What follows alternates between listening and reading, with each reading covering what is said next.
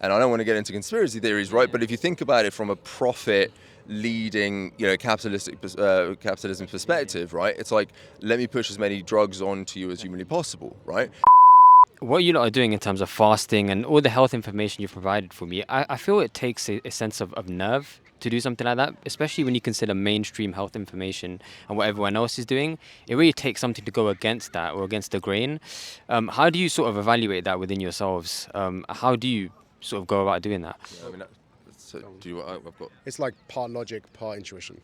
Yeah. So I never got vaccinated. That was like, I never got vaxxed because I didn't think it was healthy. I still don't think it's healthy. So, it's about like looking at the information out there, but also like trusting your gut instinct over something. Yeah, I mean, normally it's always a bad idea to take advice on a particular subject if you don't see that person as successful in that realm. So trying to surround yourself with people that are, further along than you are in a particular, like where you can learn something from them. So for example, Christian is really strong on kind of sales and marketing, and I'm learning a lot from him because he's been in that space for like 20 years, right? So I take a lot of advice from him. I don't necessarily take that kind of advice from my mum because she doesn't, and she's never been in that space, right? So, but the point is, what mainstream says, right? Like, again, you just have to look at what their results are, like as a starting point. So it's okay to take advice from, let's say a bodybuilder if you're trying to put on muscle mass, right? It's okay to take advice from a billionaire or a multi-millionaire that has a very successful business if you're trying to grow your business, right?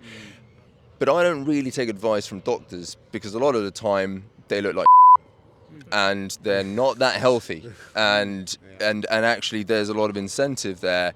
And I don't want to get into conspiracy theories, right? But if you think about it from a profit leading, capitalism perspective, right? It's like, let me push as many drugs onto you as humanly possible, right?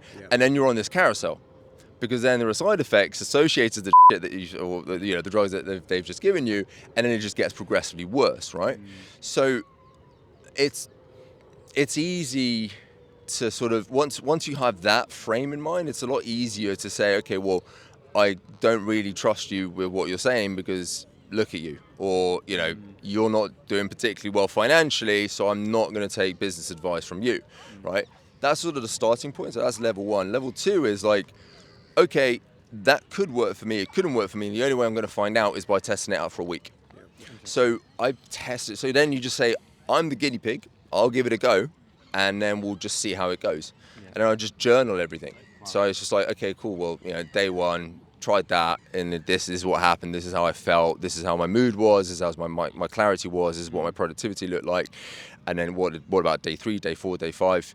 And then reevaluate, and then look at that against your existing routine and say, okay, well, how does my routine need to update based on the information that I've just gathered from this particular test?